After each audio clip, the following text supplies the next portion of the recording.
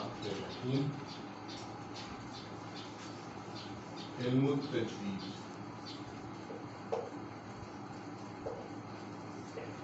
ٹھیک ہے, یہ علم جو ہے بہت چھوٹا سا علم ہے, ٹھیک ہے, لیکن اس کے اندر مہارت, مشق, پریکٹس اور یہ بہت زیادہ اس میں چاہیے, اور اس کی پھر کوئی انتہا نہیں. اتنا آدمی اس میں ماہر ہوتا ہے, اتنی باریکیاں اس کو پھر سمجھ آنا شروع ہو جائے. تو لیکن اس کے بنیادی طور یہ علم جو ہے یہ چھوٹا سا ہے. ایک چھوٹا سا کتابچہ ملتا ہے جمال القرآن, مولانا اشرف علی تھانوی نے لکھا ہے, وہ چھوٹا سا ہے, اگر کوئی اس کو اچھی طرح کر لے تو اس کے تقریباً مین ساری چیزیں اس میں آئے. جمال القرآن, ٹھیک ہے, مولانا اشرف علی تھانوی.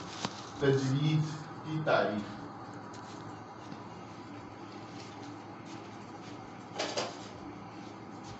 تجوید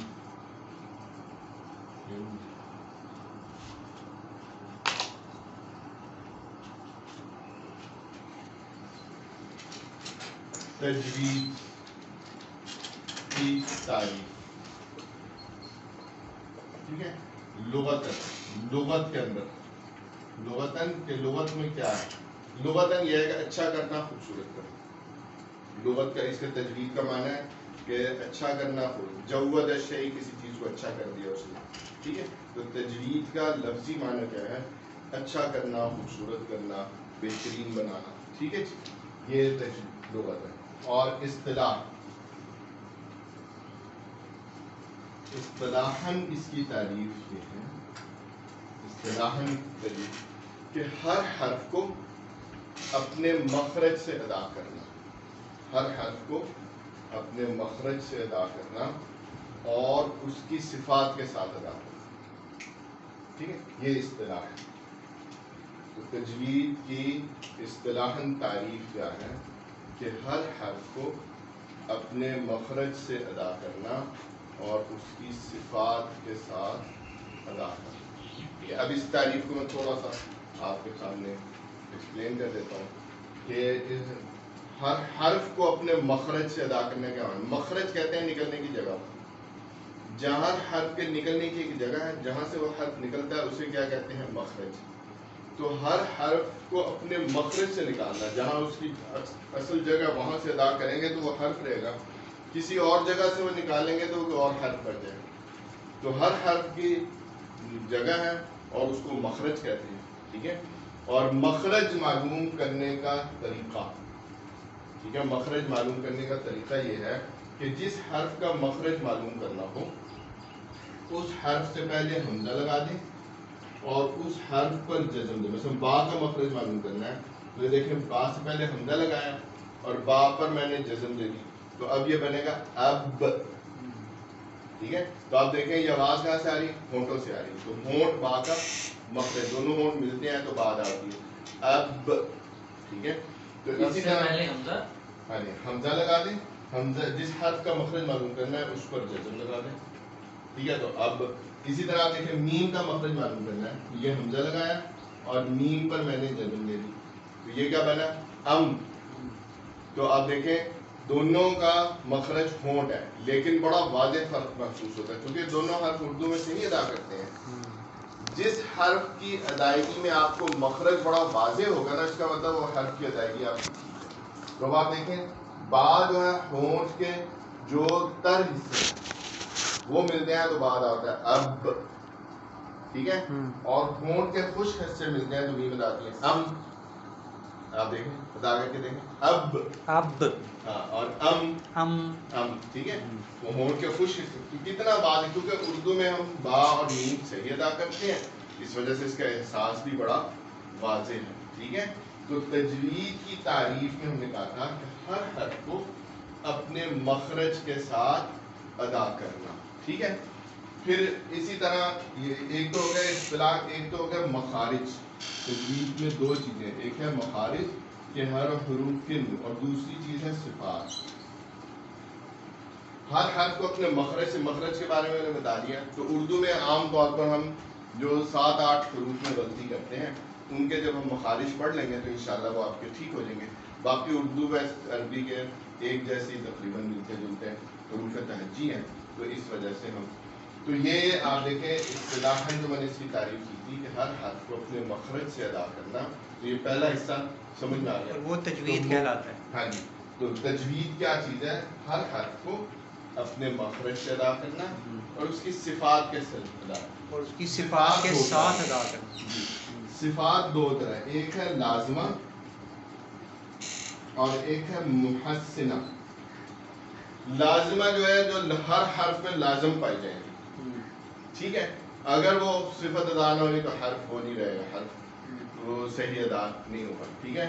تو وہ تو حرف کی ادائیگی پھر مخارج ٹھیک ہو جاتے ہیں. عام طور پہ یہ لازمہ صفات بھی ٹھیک ہو جاتی ہیں، لیکن پھر بھی ان کو پڑھ لینے سے آدمی کو اندازہ ہوتا ہے. جو میں کہہ رہا تھا نا کہ اس کو ایکسپرٹ لیول پہ لے جائیں تو پھر بڑی اس میں باریکیاں ہیں. اور محسن ہے وہ جو خوبصورت بناتے ہیں، ٹھیک ہے. اور ان کو بھی ہم آگے جا کے انشاءاللہ دیں گے، لیکن صرف ابھی تعریف جو ڈیفینیشن ہے اس کی اصطلاحاً اس کی آپ بات مکمل آپ کو سمجھ آ گئی. میں نے یہ کہا کہ تجوید کی اصطلاحاً تعریف کیا، ہر حرف کو اپنے مخرج سے ادا کرنا اور اس کی صفات کے ساتھ ادا کرنا، ٹھیک ہے. لغت آپ نے کیا بتائی تھی؟ لغت کا مطلب اچھا کرنا، اچھا کرنا، یہ بھی خوبصورت کرنا. خوبصورت کرنا یعنی آپ حروف کی خوبصورتی سے ادا کریں تو اچھا لگتا ہے، ٹھیک ہے. اچھا کرنا، کسی بھی چیز کو خوبصورت بنائیں، تو یہ ٹھیک ہے. تو اس طرح آپ دیکھیں تجوید کی تعریف. اس کے بعد ہے تجوید کا موضوع. تجوید کا موضوع کیا ہے؟ حروف تہجی. موضوع تجوید کی تعریف. دوسری بات جو ہمیں پڑھنی ہے وہ ہے تجوید کا موضوع. تجوید کا موضوع، تجوید میں کس بارے میں بات ہوگی، کس چیزوں کو فوکس کیا ہے، وہ ہے موضوع اس کا حروف تہجی. اس کا موضوع کیا ہے؟ حروف تہجی. جو عربی کے حروف ہیں ان کو ہم موضوع بنائیں، ٹھیک ہے. ان پہ ہم زیادہ ہماری ساری بحث چلے اس علم کے اندر. سمجھ آ گئی؟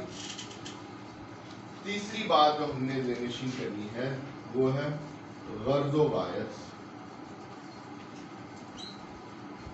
یہ ہم کیوں پڑھنا چاہ رہے ہیں، ٹھیک ہے. تجوید کیوں پڑھنا چاہ رہے ہیں، اس کی غرض و غایت بہت اعلیٰ ہے. اس کی وجہ غرض و غایت ہمارے بحیثیت مسلمان نیت کے اعتبار سے یہ ہے کہ کیونکہ اللہ کا کلام ہے، اور اللہ کا کلام جتنا خوبصورت آپ پڑھیں گے اتنا اللہ تعالیٰ راضی ہوگا، ٹھیک ہے. عام دنیا میں ہم دیکھتے ہیں کوئی اچھا شعر پڑھتا ہے، کسی شاعر کا کلام بہت ہے تو شاعر خوش ہوتا ہے کہ دیکھو میرا کام. تو یہ اللہ کا کلام سب سے اعلیٰ کلام ہے اور اتنا بابرکت کلام ہے. اللہ تعالیٰ نے اس کے بارے میں فرمایا کہ نبی کریم صلی اللہ علیہ وسلم نے فرمایا تبرکوا بالقرآن، قرآن سے برکت حاصل کیا کرو. فإنہ کلام اللہ، یہ اللہ کا کلام ہے. وخرج منہ، اور یہ اللہ کی ذات کے اندر سے نکلا. اب آپ دیکھیں جو اللہ کی دنیا میں جتنی بھی برکتیں ہیں، چیزیں ہیں، وہ ساری کیا ہے؟ باہر کی چیزیں ہیں مخلوقات میں، لیکن اللہ کی ذات کے اندر سے جو کلام نکلا ہے وہ یہ ہے قرآن کریم، ٹھیک ہے. پہلے جو تورات انجیل وہ کتابیں تھیں، ٹھیک ہے، صحیفے تھے. یہ جو ہے یہ کلام ہے اللہ کا، ٹھیک ہے. تو یہ امتیاز ہے. تو اس وجہ سے اس کلام کو اور اس کو پھر خود اس کی اہمیت کا اس بات سے اندازہ لگائیں کہ یہ اللہ تعالیٰ جبریل علیہ السلام نے نبی کریم صلی اللہ علیہ وسلم کو سکھایا، اور جس طرح جبریل علیہ السلام تلاوت کرتے تھے اسی طرح، اور ہر رمضان المبارک میں پورا دور ہوتا تھا جبریل علیہ السلام سناتے نبی. اسی طرح پھر جس طرح نبی کریم صلی اللہ علیہ وسلم نے پڑھا اسی طرح اس امت نے تواتر کے ساتھ آج بھی پڑھتے آ رہے ہیں، تلاوت کرتے ہیں، ٹھیک ہے. تو یہ قرہ حضرات نے یہ کام کیا کہ تجوید کا علم بنا دیا، اس کی بنیادی قواعد اور ساری چیزیں اس سے اخذ کر کے اور اس کو ایسی بنیاد فراہم کر دی کہ اب اس میں پہلے ہی ویسے تحریف نہیں ہوئی، زمانہ گزر گیا، لیکن اب اس علم تجوید جو پڑے گا اس کو پتا ہوگا اس میں کوئی ذرہ برابر بھی کمی بیشی نہیں کر سکتا. تو اس کی غرض و غایت تو اصل یہ ہے کہ اللہ کی رضا حاصل کرنا، ٹھیک ہے. اور اس کی اہمیت بھی اسی سے سمجھ آ جاتی ہے کہ جب اللہ کا کلام ہے تو اس کی عظمت کا خیال رکھتے ہوئے ہر مسلمان کو اس کی تلاوت پر توجہ دینی چاہیے. یہ اتنا اہم ہے کیونکہ اس کا موضوع حروف تہجی ہے. تو عربی کے اندر ایک بات میں آپ کو بتا دوں کہ حرف بدل جانے سے معنی بدل جاتے ہیں. حرف بدل جانے سے تو مخرج کے ایک حرف کو آپ نے غلط ادا کیا تو اس کا معنی، مثلا آپ پڑھتے ہیں الحمد، تو الحمد کا مطلب کیا ہوتا ہے؟ تمام تعریفیں. الحمد کا مطلب ہے تمام تعریفیں للہ، اللہ کو، الحمد للہ. لیکن عام طور پہ کچھ لوگ غفلت میں اس طرح پڑھ دیتے ہیں الحمد، تو الحمد کا مطلب ہوتا ہے موت. تو دیکھو معنی کتنا بدل گیا. ٹھیک ہے. قلب کا معنی ہوتا ہے سر غرض و غایت میں آپ نے ایک تو قرآن پڑھنا تو دوسرا اللہ کی غرض و غایت میں نے یہ عرض کیا تھا اللہ کہ اس کی غرض و اللہ کی رضا حاصل کرنا، کیونکہ اللہ کا کلام ہے. تو جب اللہ کا کلام خوبصورت انداز سے پڑھیں گے، اینڈ جس طرح اس نے سکھایا اسی طرح پڑھیں گے، تو اللہ تعالیٰ راضی ہوتے ہیں، خوش ہو جائیں. اور یہ آہیت ہے سر. ہاں جی، آہیت اہمیت، اہمیت اہمیت. ٹھیک ہے جی، امپورٹینس کی بات ہوتی جی امپورٹینس، اس کی امپورٹینس. ٹھیک ہے.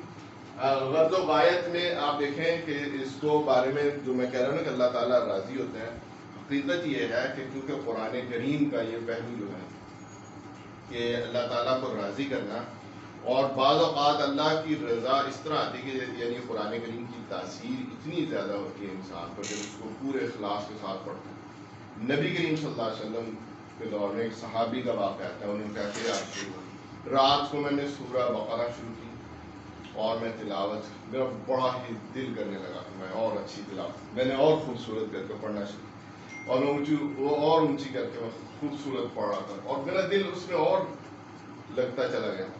حتیٰ کہ میں نے دیکھا کہ کچھ بادل جو ہے میرے پڑھنے پر نیچے آ گئے، جمع ہو گئے بہت سارے. بہرحال میں اپنی تلاوت، لیکن جو میں تلاوت کرتا مجھے محسوس ہوتا ہے یہ میری تلاوت کی وجہ سے نیچے آئے.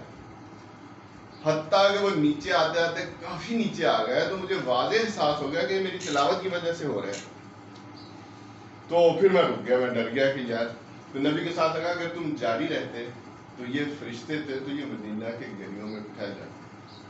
ٹھیک ہے، یہ تیری تلاوت کے لیے. ٹھیک ہے. اسی طرح تلاوت کے بارے میں بڑے عجیب عجیب، اور اس کا بعض اوقات اثر اگر صحیح تلاوت کی جائے نا خوبصورت انداز سے، بعض اوقات اثر اتنا ہوتا ہے کہ جو اس کا معنی بھی نہیں جانتا نا اس پہ بھی اثر ہو جاتا ہے. حتیٰ کہ غیر مسلم جو طاولہ شاہ بخاری رحمۃ اللہ علیہ پڑھتے جب وہ جیل میں تھے، ان کی عادت تھی کہ فجر سے پہلے تہجد میں جب سب سو رہے ہوتے تھے تو بڑی خوش الحانی سے تلاوت کر رہے ہوتے تھے.